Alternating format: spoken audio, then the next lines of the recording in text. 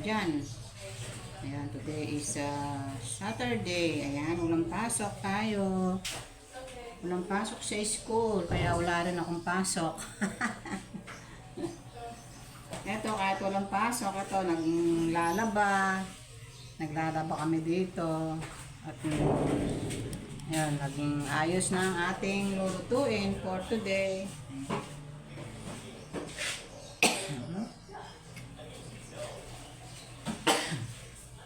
Ano ako dito sa inihaw, hiniwa kong sibuyas, tsaka bawang, luya. Ayan. Na-atching ako sa hiniwa kong mga lalab. Kumusta na kayo mga lalab dyan? Medyo malamig-lamig pa yung ngayon mga lalab.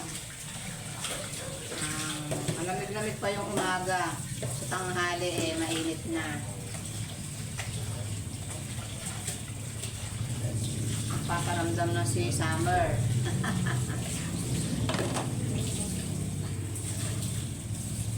Malapit na dumating si Summer.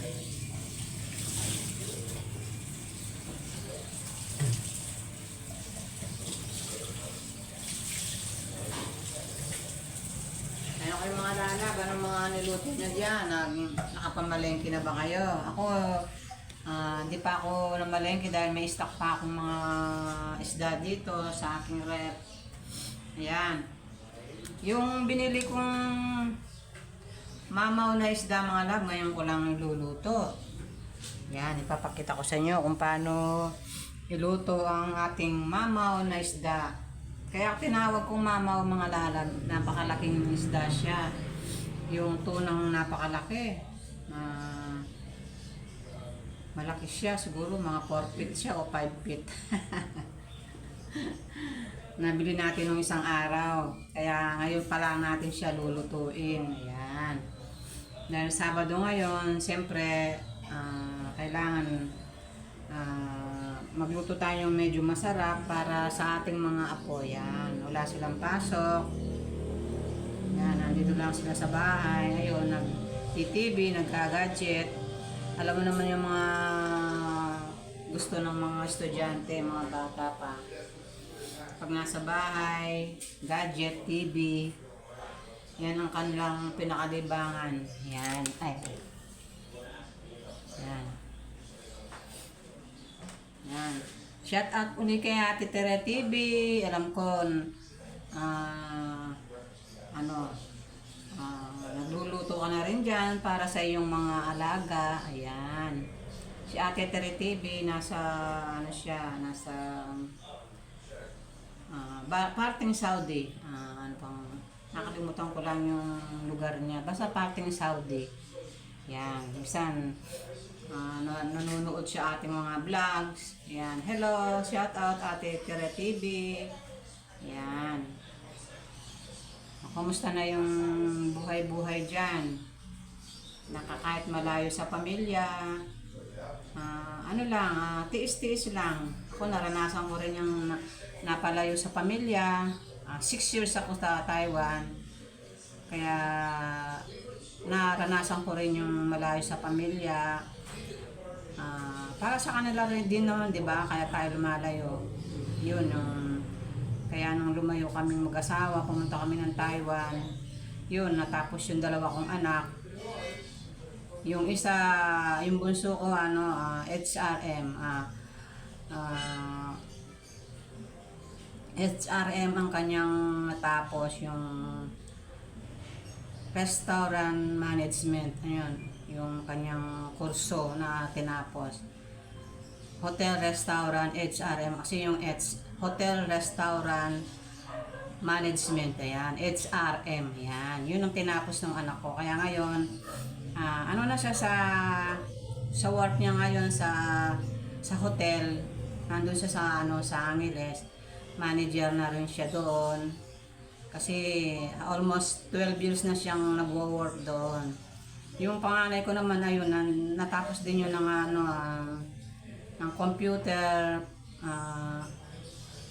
computer science. Yan, si Reggie, yung si Red's Vlog. Yun, nandun siya ngayon sa Qatar. Matagal na rin siya doon, almost 11 years. So, magto-12, 11 years. Kasi, nung umalis siya dito, 1 year si Ron. Ngayon, magto-12 na si Ron. Kaya, ayun, matagal na rin siya doon. Kaya, hindi pa siya umuwi dahil nga, yung kuya ni Ron, nag-aaral pa ng college. Yung kanyang yung kanyang pinag-aaralan, yun siya, parang related siya sa Seaman. MS, ewan ko, hindi ko maano yung niya. Basta siya, pwede siya mag-seaman, pwede siyang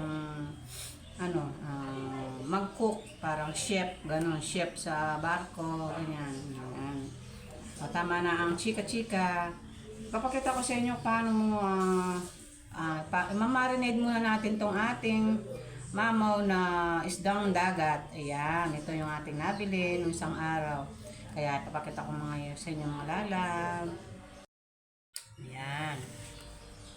Ayan, ayan ang ating iluluto mga lalab. Ayan, tuna. Ayan, yung karneng tuna. Ito yung karne ng tuna ng mga lalab. Na prin-racer ko ya ito, nataw na siya, na siya sa yelo. Nilagay ko sa freezer. Ayan. Ayan.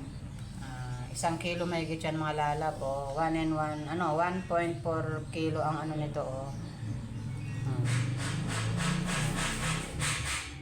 May kamahalan din, kaya lang parang na rin siya, parang karne na rin siya ang presyo. Pero gusto rin ng mga apo ko tong luto na to. Ito ay natin, imamarinate natin sa kalamansi, toyo, at saka bawang. Ayan, natin sa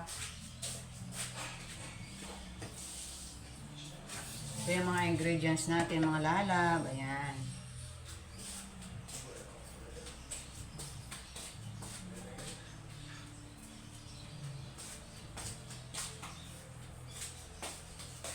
Tapos, lagyan natin ng paminta. Ayan, dito natin lalagay.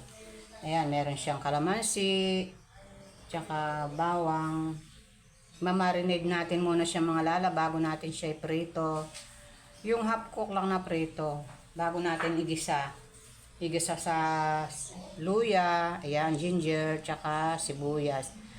Medyo mura ang sibuyas ngayon mga lab, kaya dinamihan natin ang ating fish steak. Ayan, for today's video mga lalab, magluluto tayo ng pork steak. Ayan, o paano mga lalab, samahan nyo ako sa aking pagluluto ng pork steak. Ayan, ay pork, no, fish steak. Ayan, hindi siya pork mga lalab, sorry, fish steak po siya. Ayan, correction. Prito ako ng panghimagas natin, saba na saging. Ayan, pinirito natin. Ito, paborito rin ng mga apo ko to. Ayan. Ito yung panghimagas nila. Ayan. Magpiprito na tayo ng ating mamaw na isda. Ayan.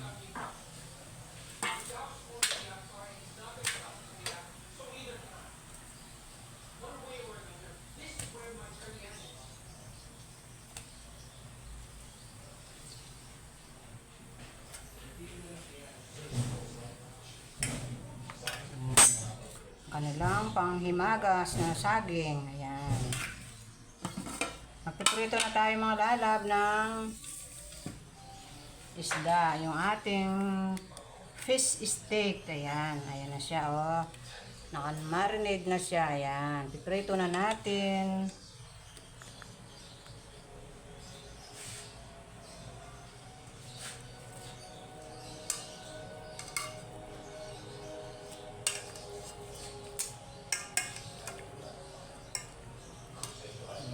Prito na natin.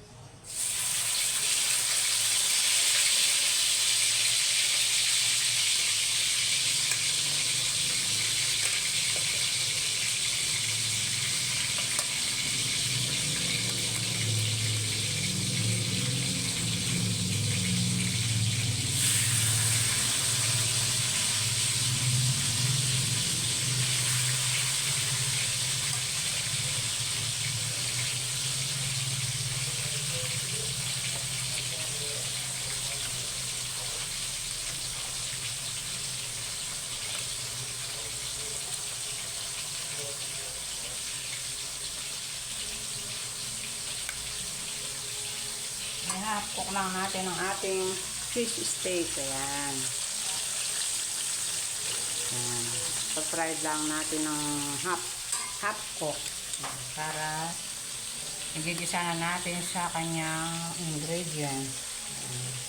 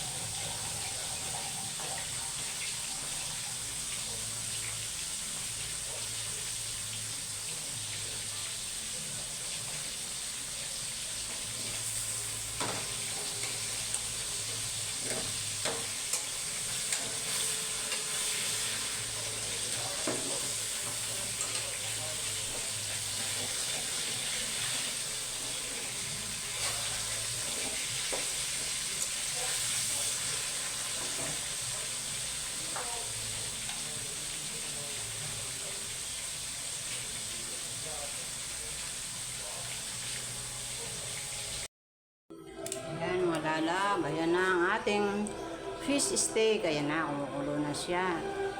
Ilalagay na natin yung ating sibuyas. Ayan. Ito ang hiniwa nating sibuyas. Ayan, o.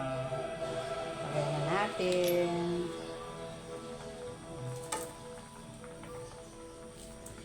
Ayan, para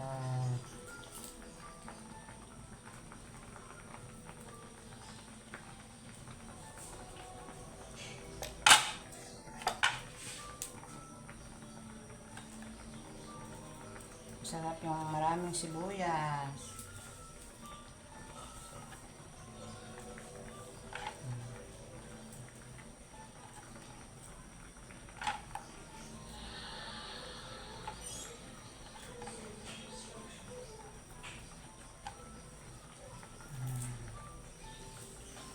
Ito ang ating finished product ko, mga lalab, ng ating fish steak. Ayan.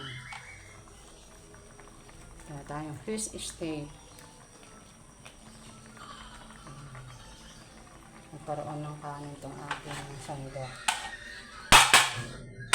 Pinagsandok ko ng kanin. Ayan. Ating fish steak. Ayan, o. For today's video, mga lalab, ito ang ating nilutong tanghalian. Ayan. Ayan, mga lalab.